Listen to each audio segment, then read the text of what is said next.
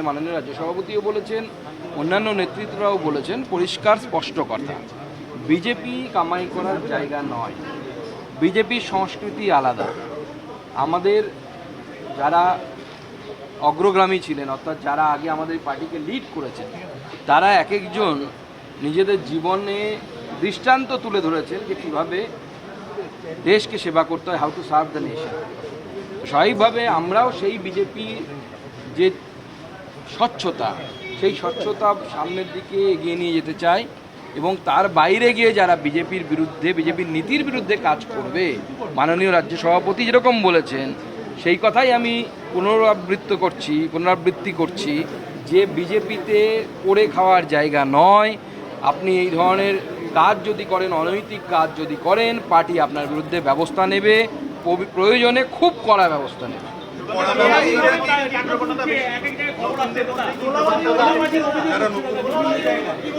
দেখুন, আমার যেটা মনে হচ্ছে, যদি অভিযোগ যতটা উঠছে সেই অভিযোগের তদন্ত অবশ্যই প্রত্যেক ক্ষেত্রে পার্টি করবে, কিন্তু হাওয়াবাজিটা বেশি হচ্ছে বলে আমার মনে হচ্ছে। যা হচ্ছে তার থেকে সাউন্ডটা বেশি।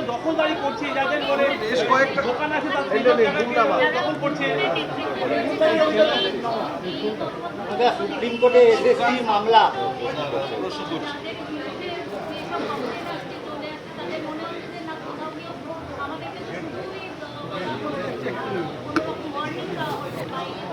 না, অলরেডি শোকজ করা হয়েছে, বেশ কয়েকজনকে তো পার্টি থেকে বের করে দেওয়া হয়েছে। আপনারা নিশ্চয়ই খবর রাখেন এরকম তো নয়। ব্যবস্থা নেওয়া হচ্ছে এবং হবে, প্রয়োজন ব্যবস্থা নেয়। আমাদের রাজ্য সভাপতি স্পষ্ট করে বলে, আমাদের রাজ্যের প্রধান যিনি সাংগঠনিক প্রধান, তিনি যখন স্পষ্ট করে বলে দিয়েছেন, তারপরে তো আর অন্য কারো কিছু বলার থাকে না।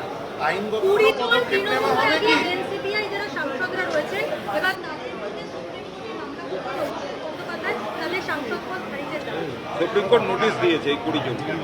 সুপ্রিম কোর্টের বিষয়, বিচার্য বিষয়, এই বিষয়ে আমি এখন এই মুহূর্তে কিছু মন্তব্য রাখার জায়গায় নেই। সুপ্রিম কোর্ট সিদ্ধান্ত নেই, তারপরে আমি মন্তব্য। এসএসসির যে 26,000 চাকরি প্রার্থী, যাদের চাকরি 31 আগস্ট পর্যন্ত মেয়াদ পুরানোর কথা ছিল, সুপ্রিম কোর্ট সিদ্ধান্ত নিয়েছে নতুন যে মামলা হয়েছে তার নিষ্পত্তি না হওয়া পর্যন্ত তাদের চাকরি বহাল থাকবে।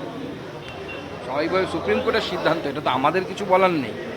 সুপ্রিম কোর্টের সিদ্ধান্ত অনুসারে রাজ্যের শিক্ষা দপ্তর কাজ করবে। দেখুন, সরকার এবং পার্টি আলাদা, আমরা বরাবরই এটা বলি এবং বলি না, মনে করি। তো সরকারের মতো আইন অনুসারে, নিয়ম অনুসারে কাজ করবে, পার্টির মতো সাংগঠনকে শক্তিশালী করবে। আমরা সাংগঠনিক কাজ নিয়ে ব্যস্ত। এসএসসি গ্রুপ সি এবং ডি এর মামলায় ইতিমধ্যে চার্জশিট পেশ করলো ইডি। এই চার্জশিটে 15 থেকে 16 লক্ষ টাকা দেওয়া হয়েছে গ্রুপ সির জন্য এবং 10 থেকে 12 লক্ষ টাকা দেওয়া হয়েছে গ্রুপ ডি এর জন্য। না, তারা যদি এরা টাকা নিয়ে থাকে, এবার তো এনাদের উচিত, যেহেতু সরকারের পরিবর্তন হয়েছে, তারপরে পার্থ চট্টোপাধ্যায় হোক বা অন্যান্য যাদের নাম বলছেন, অর্পিতা হোক বা অন্য হোক, কুন্তল, তাদের তো স্পষ্ট করে বলা উচিত যে এরাই টাকা নিয়ে নিজের পকেটে রেখে দিয়েছে আর চাকরি হয়ে গেছে। এরকম তো হয়নি। এরা উপরতলায় টাকাটা কাকে দিয়েছে, রাঘব বোয়ালটাকে, এরাও তো চুনোপুটি। পার্থ চট্টোপাধ্যায় খুব বেশি হলে কাতলা মাছ হবেন বড়, তার উপরেও তো আরও বড় বড় আছে, হাঙর আছে, তিমি আছে, তাদের নাম তো বলতে হবে। তাদের নাম বলছে না, হাঙর আর তিমি ঘুরে বেড়াচ্ছে এদিক ওদিকে, বিদেশে চলে যাচ্ছে, তাহলে কীভাবে হবে? গত 15 বছর ধরে আমরা যদি দেখি যে রাস্তার এই বেহাল দশা, আপনাদের সরকার মাত্র 3 মাসের বেশি দিন কাটিয়েছে, কবে ফিরবে? দেখুন, বৃষ্টির সময় চলছে এখন, বর্ষাকালে তো রাস্তার কাজ করা সম্ভব নয়। আমরা রাস্তার লিস্ট তৈরি করেছি, মাননীয় মুখ্যমন্ত্রীর কাছ থেকে আমাদের কাছে এসেছিল। আমরা সেটাকে তৈরি করে একটা ডেটা ব্যাংক বলতে পারেন, আমরা তৈরি করেছি যে কোথায় কোথায় কোন কোন রাস্তা খারাপ আছে। বর্ষাকাল শেষ হলে নিশ্চয়ই সরকার তাতে পদক্ষেপ নেবে এবং আমরা অনেকগুলো রাস্তাকে আগামী দিনে খুব বড় রাস্তায়, অর্থাৎ ন্যাশনাল হাইওয়ের মতো কীভাবে করা যায় বা ন্যাশনাল হাইওয়ে তাদেরকে টেক আপ করতে পারে কিনা, এই নিয়েও আমাদের পিডাব্লিউডি মিনিস্টার তিনিও গেছিলেন, তিনি কথা বলেছেন নীতিন গাডকারি সাহেবের সামনে। আমাদেরকে একটু সময় দিন। মাননীয় মুখ্যমন্ত্রী ঐকান্তিকভাবে প্রচেষ্টা করছেন এই সমস্যাগুলোকে সর্ট আউট করার জন্য, রাস্তা যাতে খারাপ না হয়ে যায় সেই জন্য। আমরা জানেন যে সিপিডাব্লিউডির রেটে আগামী দিনে পিডাব্লিউডির কাজ হবে। এর ফলে কি হবে, রাস্তার জন্য বরাদ্দকৃত টাকার পরিমাণটা বাড়বে, কাজটা অনেকটা ভালো হবে। তো আশা করছি যদিও আমাদের এখানে বর্ষাপ্রবণ জায়গা, বর্ষা খুব বেশি হয় অনেক জায়গাতেই আমাদের বাংলার, তো সেখানে বৃষ্টিপাতের ফলে বিটুমিনের রাস্তা টেকে না, এটা একটা টেকনিক্যাল সমস্যা। কিন্তু যদি আমরা খুব ভালো করে তৈরি করি অবশ্যই তার সুফল পাবো আমরা, এবং মাননীয় মুখ্যমন্ত্রী সেটা করছেন। গত 15 দিনে চাকরিহারাদের যে চাকরি, যে আপনাদের সংকল্পপত্রে এটাও একটা ছিল যে চাকরিহারাদের চাকরি, তারা কিন্তু যথেষ্ট রকম বারবার বলছে যে এই সরকারের কাছ থেকে আমরা এখনো পর্যন্ত সেই রকম ভাবে কোনো তথ্য পাইনি। দেখুন, আমার মনে হচ্ছে ম্যাডাম আপনি বেশি তাড়াহুড়ো করছেন।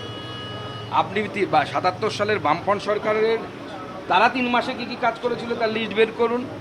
তৃণমূল কংগ্রেস যখন 11 সালে ক্ষমতায় এসেছিল তাদের 3 মাসে কী কী কাজ হয়েছিল তার লিস্ট বের করুন। আর আমি চ্যালেঞ্জ নিচ্ছি যে বিজেপি 3 মাসে কী কী কাজ করেছে আমরা তার লিস্ট বের করব।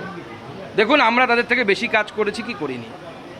যাদবপুর চিনির দাম ইউনিভার্সিটিতে বেড়েছে উত্তপ্ত প্রায় অব্যাহত। 15 দিনে 40%। চিনির দাম বেড়েছে, তারই মধ্যে কেন্দ্রীয় সরকার সিদ্ধান্ত নিয়েছে যে 31শে অক্টোবরের মধ্যে যে চিনিগুলো বিদেশ থেকে আসছে সেগুলো পরিশুদ্ধ করে মানুষের কাছে বা ব্যবসায়ীদের যে প্রয়োজনে সেটা দেওয়ার জন্য।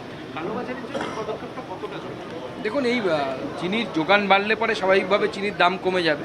সেজন্য বিদেশ থেকে আমদানিকৃত চিনির সেটাকে পরিশ্রুত করে যখন জনগণের কাছে দেওয়া হবে অবশ্যই তার ফলে বাজারে দাম কমবে। চোরা কারবার যারা করছেন তাদের বিরুদ্ধে আমাদের সরকার সক্রিয় আছে, আমাদের রাজ্য সরকারও সক্রিয় আছে।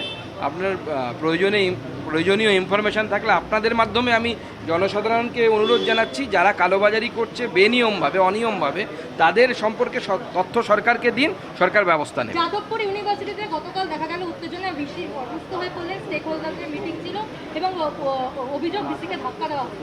দেখুন এ তো নতুন কিছু নয়। যাদবপুর বিশ্ববিদ্যালয় এই বামপন্থীদের দ্বারা তৈরি করা এমন একটা হেজিমনি লাস্ট কয়েক বছর, আমি সবার কথা বলছি না, ওই কিছু কতিপয় যারা মানুষ আছে তারা শিক্ষকদের মধ্যে আছেন, ছাত্রদের মধ্যে আছেন, এ তো ধাক্কা মেরেছে। একসময় যাদবপুরের ক্যাম্পাসের মধ্যে ভিসি গোপালবাবুকে খুন হতে হয়েছিল। বলেন না বামপন্থীরা চেপে যান, খুঁজে বের করুন কে খুন করেছিল। খুন করার পর সে কোথায় পালিয়ে গেছিল? পুঁজিপতিদের দেশে পালিয়ে গেছিল, জীবনে আর ফেরেনি বিপ্লব করতে। বিপ্লব করে ভিসিকে খুন করে সে বিদেশে পালিয়ে গেছিল, আমেরিকায় সারা জীবন কাটিয়েছিল। তারা বামপন্থী আন্দোলন করতেন, বামপন্থী নাম নেতা ছিলেন তারা। সেই বামপন্থীরা এখন একটু ফিকে বামপন্থী হয়েছে, সেজন্য ধাক্কায় গেছে। আবার যদি এরা জোর পেয়ে যায়, যেটা এরা আশা করে আছে, এরা আবার ভিসি খুন করবে, ওই ক্যাম্পাসের মধ্যেই খুন করবে ভিসিকে। দাদা বিভিন্ন জায়গায় অভিযোগ উঠে আসছে, যেমন সাবজেক্টিভ অঞ্চল থেকে একজন এসেছেন, তার দোকানকে দখল করে পার্টি অফিসে ব্যানার লাগানো হয়েছে এবং তার জীবিকাতে প্রবলেম হচ্ছে, কি বলবেন? দেখুন আমাদের মাননীয় মুখ্যমন্ত্রী জনতার দরবারে মানুষের কথা শোনেন। এই ধরনের সাধারণ মানুষকে অত্যাচার করে পার্টি অফিস বানানো বিজেপির এজেন্ডাতে পড়ে না। আমাদের যেখানে যেখানে আমরা জানতে পেরেছি আমরা অফিস তাদেরকে ফেরত দিয়েছি, অন্যান্য রাজনৈতিক দলকে ফেরত দিয়েছি।